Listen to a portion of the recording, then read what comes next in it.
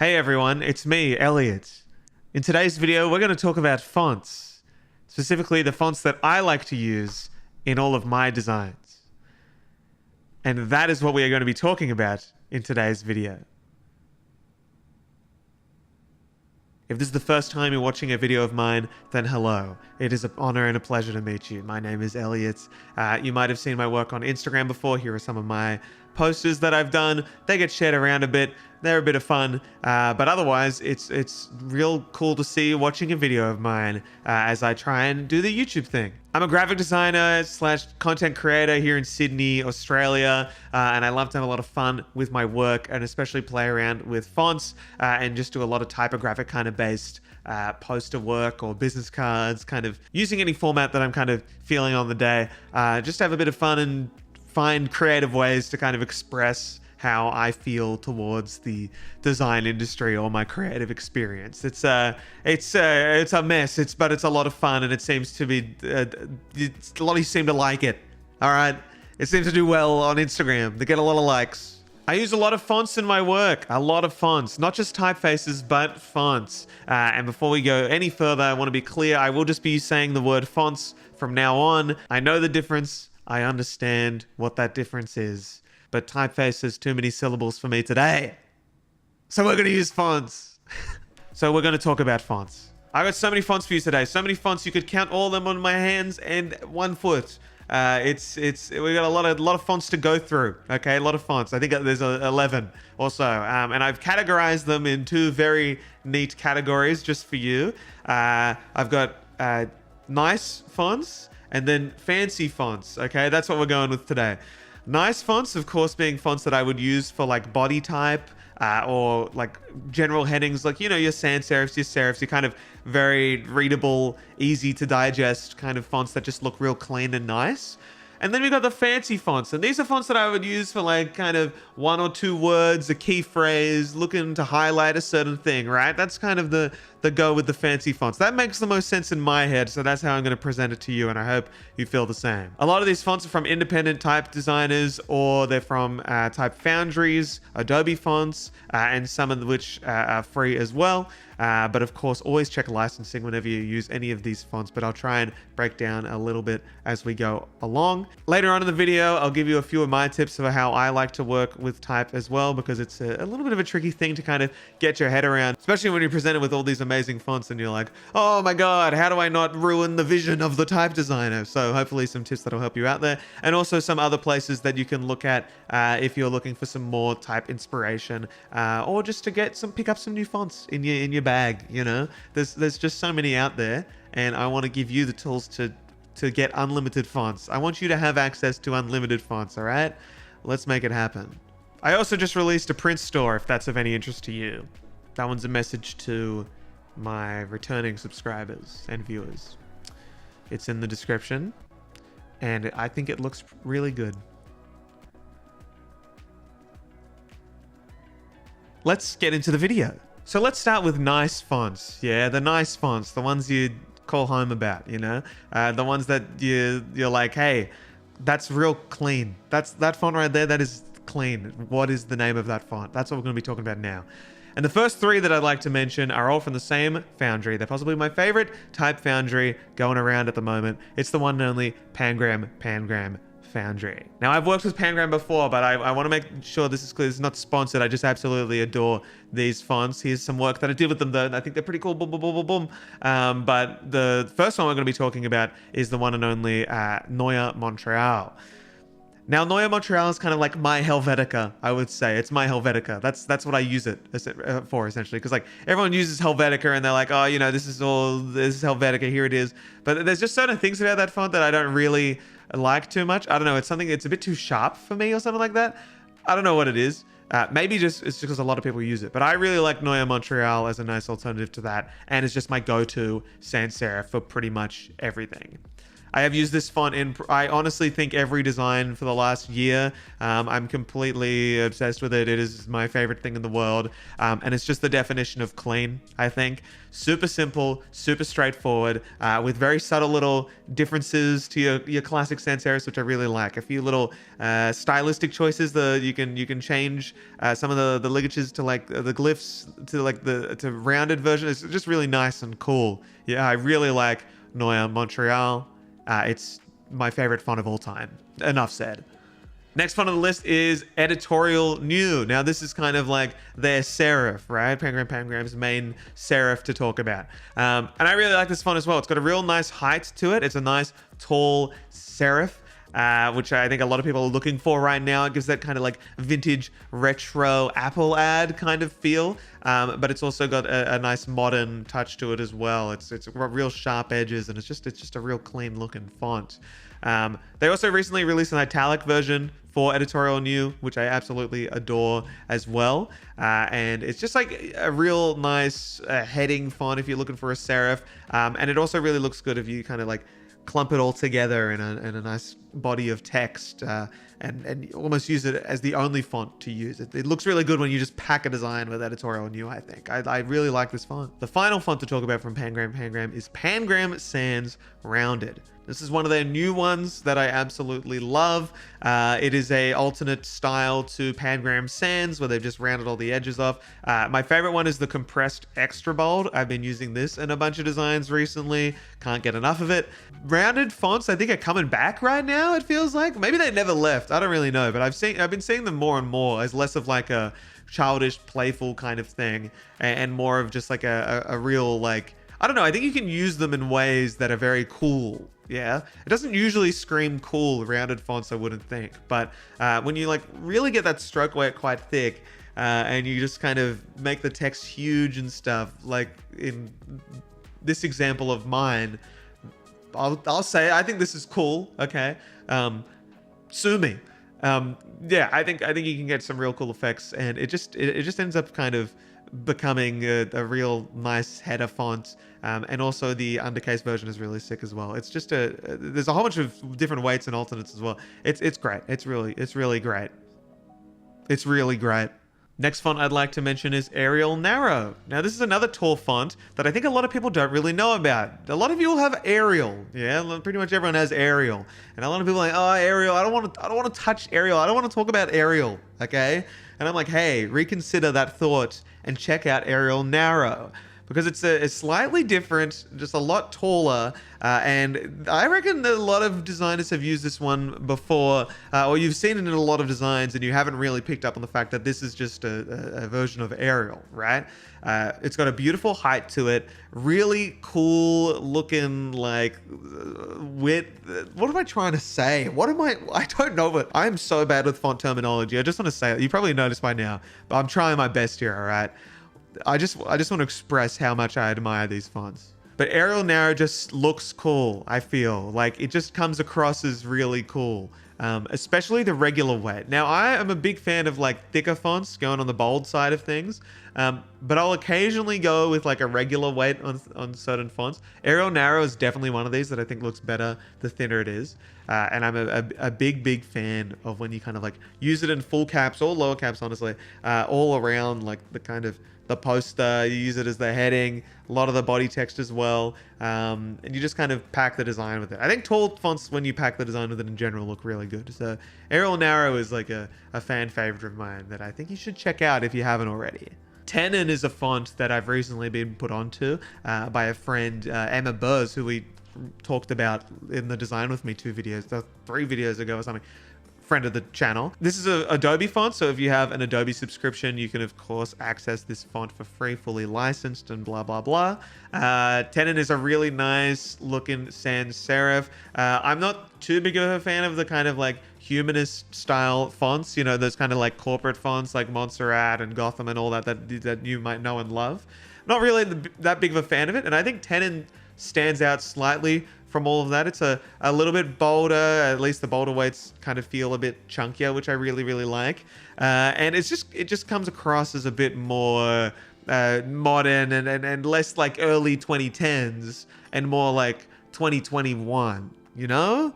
Does that make sense? That makes sense in my head. Yeah, it feels a little bit more modern and ready to go. So I really like Tenon. I've been using it a few times now, and yeah, I usually use full caps in all of my headings, but Tenon is one that I like to keep lowercase and kind of using that as a heading, and I enjoy the look of that. Another amazing font from Adobe Fonts is New Spirit, specifically New Spirit Condensed. Now you might notice a little bit of a pattern here. I do like my tall fonts. I think they are very nice and good. And New Spirit definitely ticks all the boxes that you're looking for when it comes to that vintage style serif slab-esque looking font, right? New Spirit Condensed has been all over Instagram in the past year, and for good reason. It is a beautiful looking font from the Newland Foundry, whose work you should honestly check out all their fonts. There's some really good stuff there, all on Adobe Fonts too, which is really cool. And it's just got that nice like retro kind of ad style. Like it looks like it came straight from a Nike ad in the late 80s, right? It's got that real cool style to it. Once again, you can use this as a header or as body. It works as both. And honestly, you could use both weights if you wanted to, both styles. It's just awesome. It's just a great looking font. One of those ones that I think everyone will love. Because there are some that people are like, oh, I don't know how I feel about this one. Oh, I really like this one. This one, I feel like everyone's gonna love it. I find one person. Don't say your name in the comments though. You know, just pretend that you like it for today. My final font out of all the nice fonts that we have here is Degular. Now, Degular is from Ono Type Co., which is one of my favorite foundries, run by one of the sweetest people I've ever met on Instagram as well. James Edmondson from Ono Type Co. is like an absolute legend of the industry. I love this guy. Like, we've had very limited chats on Instagram before, but like, seriously, like, just such a genuine guy. And it's a real cool type foundry that I'm sure you've heard of before. Ono Type Co. have a lot of their stuff on Adobe Fonts too, so make sure you check them out over there. And Degular is kind of like their main sans serif kind of go-to. Super clean looking font right here with some real nice subtle intricacies that make it really unique. There's also 3 different weights to it. You got like Degular Book, Degular Display, and Degular. Let me check. Okay, it was Degular Text, not Degular Book, but I'm pretty proud of myself for getting most of that off the top of my head. But it's a real clean font. There's some real nice little ink trappy kind of elements that I've been looking for when it comes to looking for fonts. So I think it's got some real nice little intricacies like that are just really sweet and fun. It's just a lot of fun, this font, yeah. Like I feel like with sans serifs, you can go real kind of like bland and neutral, and giving that a little bit of the kicker, you know, a little bit of fun chucked in there will really spice up your designs, I think. So trying a font like this will be a real nice change for you, maybe. Yeah, I really like it. Shout out to Ono Type Co. Real cool people. Now it's time for the fancy fonts, those fonts that you would use sparingly or as the main kind of feature of the design. Real eye catchers, you know, the highlights of the piece, fonts that are like artworks on their own, yeah. So let's get into some of those and admire the craftsmanship of some amazing I don't even know how you start making these, so shout out to everyone. Shout out to everyone today. Everyone. It's so good. Let's get into it. First one on my list is Nautica. Now you might have seen this in some design with Elliots in the past. I've been all over Nautica recently. Big fan of this one. It's a nice classic script font and it's just so crisp. Yeah, Nautica is possibly the crispest font I've ever seen in my life. Works perfectly if you're looking for like to accent one specific word to give it a nice little fancy feel. And it's good to also contrast that potentially by writing something that isn't so fancy in that font, right? It's nice to kind of use the vibe of a font to change the meaning of a word. I've used Nautica too many times to count now. It's on Adobe Fonts. You can get it if you've got Adobe Fonts, and it's just it's just crisp as. It is so crisp. Look at it. Look at it. What else can I say about this font? Oh, also there's a bunch of alternate glyphs for like all of the capital letters, pretty much. Like I think like every single letter, every single character is like 5 different alternate glyphs. It's unreal. It's like just keep digging. It's a treasure trove right there. It's treasure trove. It's ridiculous.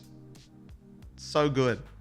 Now, the next font on my list is a real banger. I absolutely adore this font. I've been using it a bunch recently. It's kind of like, I think my next step. I went from Nordica and now I'm moving to this one as my kind of like main go-to fancy font. It's the one and only Oddity by Resistenza Type Foundry. Now, this is a super new font. This is like hot off the market. This thing's like on fire right now. And it's just great. It's a real kind of like cool, modern feeling script font. It's not too classy. It doesn't fall too far into like the signature kind of, I don't know, Victorian era style of writing, of script kind of style, right?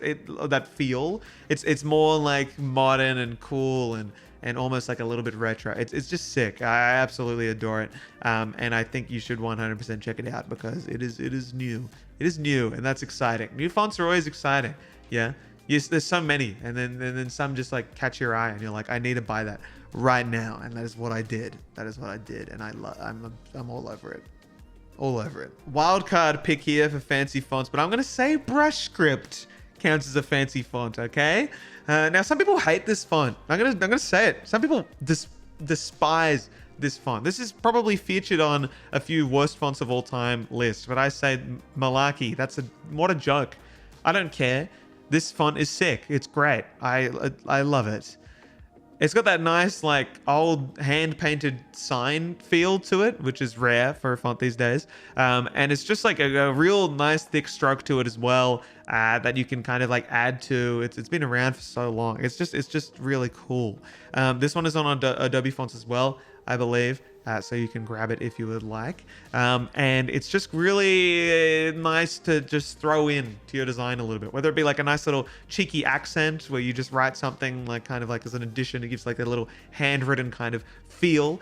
You can kind of just like chuck it around little places or use it as kind of like the main heading for a design as well, and then pair it with like a sans serif to kind of clean it up a little bit. It's just a real cool looking font. The final font I would like to talk about is called Ascentis, which not many of you might know about because this was a very cheeky release from one of my favorite type designers out there at the moment, who we've chatted before. It's always cool to chat with designers who have made things before. This is by Lil Emily on Instagram. Ascentis, you should 100% check it out. It is beautiful. Like this font is unreal in how beautiful it is. The subtle little accents to it, the little star as that little dot of the eye, or the technical term for the dot of the eye, whatever it is. It's just like super clean and super crisp. Yeah. Brilliant to use as a heading font. Brilliant to use all over the page when designing, just from like top to bottom, packing it really close together. It looks so good when you kind of like stack it above each other in full caps. It's just an unreal font that if you haven't seen yet, then here it is. Check it out. It's here. It's ready to go. It's like there just for you. It's so good. Check out Lil Emily Instagram. I said it. Go now.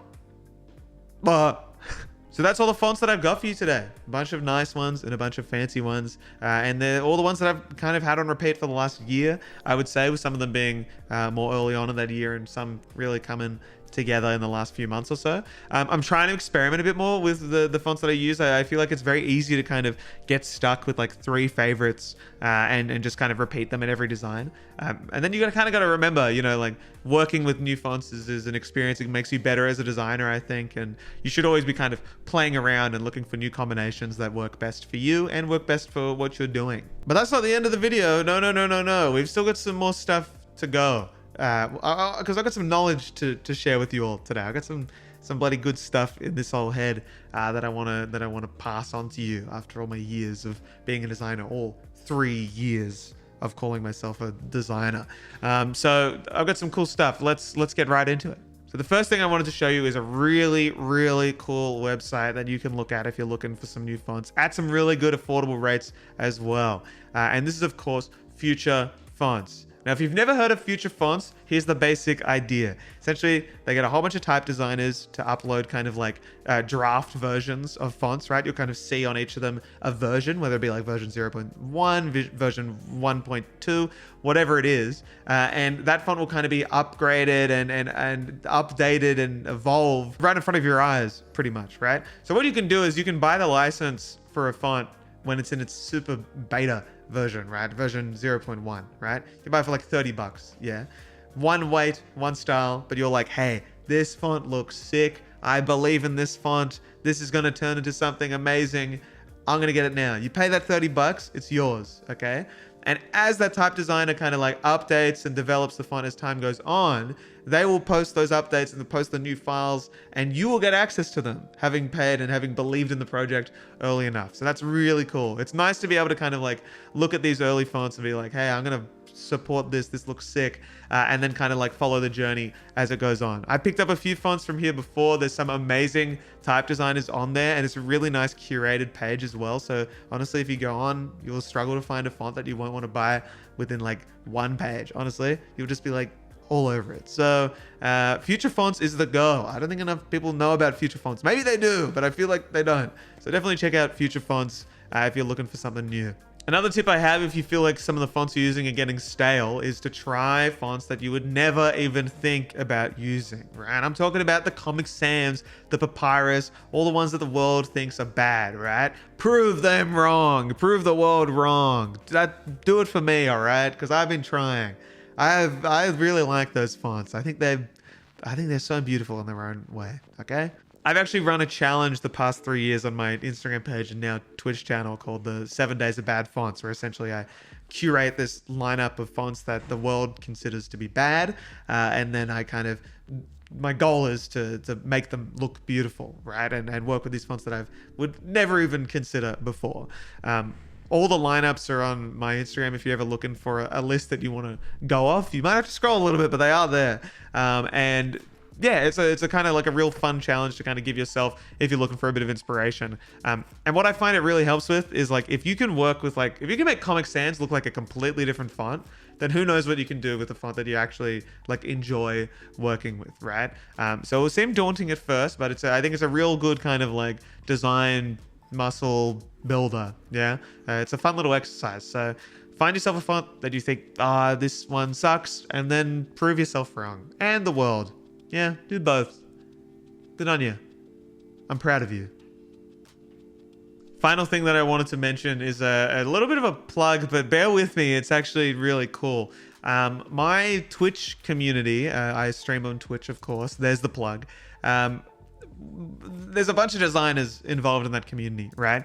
And we do little design challenges every so often. And a few members of the community actually came together and kind of decided, hey, let's make a bloody font, okay? Let's make a font.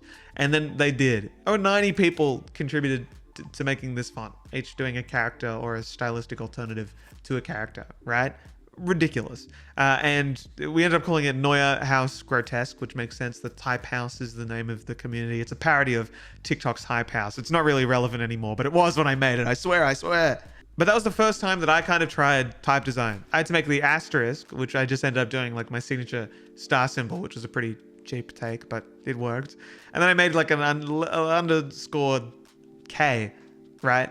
Which was pretty fun. And I kind of like realized like, hey, this is a real cool thing to do. So if you've never made a font before, or if you've never even tried it, I'd say 100% give it a crack, see what you can do, or take an existing font and then kind of like make subtle additions, like a real classic, something like Helvetica. Like open a new file, take Helvetica in Illustrator, and then kind of just start playing around with it and seeing if you can make it look completely unique and completely like you, right? Make your choices motivated by what you want to see and just see what comes out of it, what you think looks good. Make a font that expresses you. Give it a crack. But yeah, just the whole idea of type design was always very like, I don't know, forbidden for me. I was always like, it's too hard. I don't understand it. But then just playing around with just a one character for a little while, I was like, I can see this being a thing. So then my final message, yeah, give it a crack. Give it a crack. Try making something new.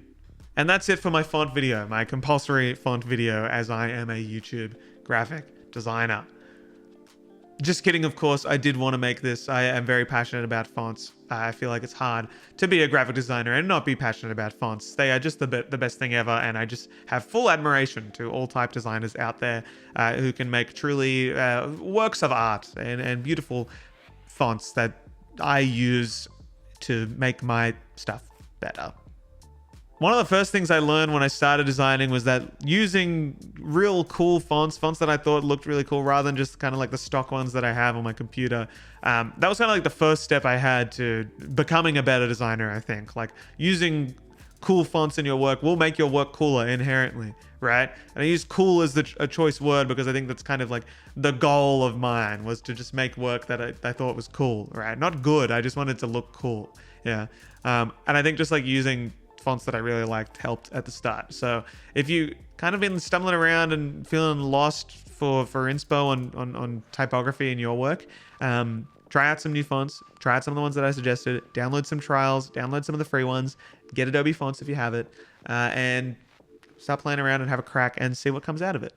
But that's all for the video. Thank you so much for watching. I just want to clear something up. A few people commented in a video recently that looks like a glass of milk.